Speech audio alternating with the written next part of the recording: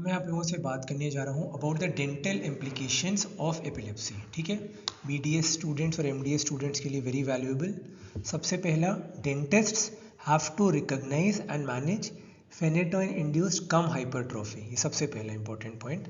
Second point, अगर किसी मरीज को एपिलेप्सी है in an epileptic patient, dental procedure should be carried out only after ensuring कि जो पेशेंट है उसने अपना एंटी कन्वल्सेंट मेडिसिन खा ली है, मतलब सोडियम वैल्प्रोएट, फेनेटोइन, जो भी दवाई वो ले रहा है या ले रही है, they have taken their medicine.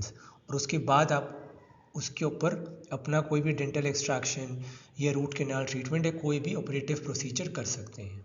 तीसरा, अगर किसी को डेंटल प्रोसीजर के दौरान जनरलाइज्ड टोनिक क्लोनिक सीजर का अटैक आ जाए, सबसे पहली प्रायोरिटी एज डेंटिस्ट्स आप लोगों की होगी to prevent injuries due to biting और फॉल। कई बार आदमी जब ऐसे मिर्गी के दौरे पड़ते हैं तो they can bite their tongue with the teeth to prevent injury due to biting, या गिर सकते हैं डेंटल चेयर के, they can fall off the dental chair and injure themselves. ठीक है, सो तुरंत जैसे ही किसी को मिर्गी का दौरा पड़े, आपको क्या करना है एज डेंटिस्ट, आपकी मॉरल ड्यूटी ये है, फटाक से मरीज को उठाइए और उठा करके ज़मीन पर लिटा दीजिए। Patient is secure on the flat dental chair. अगर उठा सकते हो तो ठीक है, अगर मरीज़ बहुत ज़्यादा वजनदार है और आपका वेट इतना ज़्यादा नहीं है तो फटाक से डेंटल चेयर को, एक वो पैडल आता है, उस पैडल को प्रेस करके पूरी डेंटल चेयर को फ्लैट कर दीजिए, टोटल फ्लैट, या फिर ज़मीन पे भी लिटा सकते हैं अगर उठा सके तो। फिर कोई डेंचर या इंस्ट्रूमेंट अगर मुंह के अंदर है उस समय जब ये दौरा पड़े, तुरंत बाहर निकालिए उसको। Head should be turned to the side, head को साइड पे टर्न कर लेंगे इस तरह से। ठीक है, क्यों ऐसे क्यों करेंगे हेड को turn?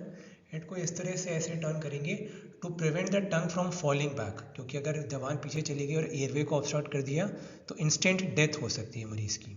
So the head should be turn to the side to prevent the tongue from falling back and obstructing the airway. फिर give oxygen through a face mask to support respiration. अगर cyanosis या bluish discolouration of skin fingers पे कहीं दिख रहा है, कहीं भी ब्लूइश डिस्कलरेशन टंग पे दिखा, तो कोई भी साइनोसिस का साइन दिखे, ऑक्सीजन को दीजिए थ्रू फेस मास्क। एंड सबसे important, do not attempt to stop convulsive movements. अगर किसी को मिर्गी के द्वारे ऐसे ऐसे पड़ रहे, प्लीज़ उनको रोकिएगा मत। Please don't try to restrain the patient और रोकने की जी नहीं, लेट देम कंटिन्यू, उसको नहीं रोकना है। ट्रीटमेंट देना है तो देना है, बट मिर्गी के दौर को रोकना कभी नहीं है। और अगर सीजर्स फिर भी नहीं रुकते हैं 10 से 20 मिनट तक, तो जैसे स्टेटस एपिलेप्टिकस के ट्रीटमेंट गाइडलाइंस आपको मैंने बताए हैं, वैसे आपको इसका ट्रीटमेंट करना है।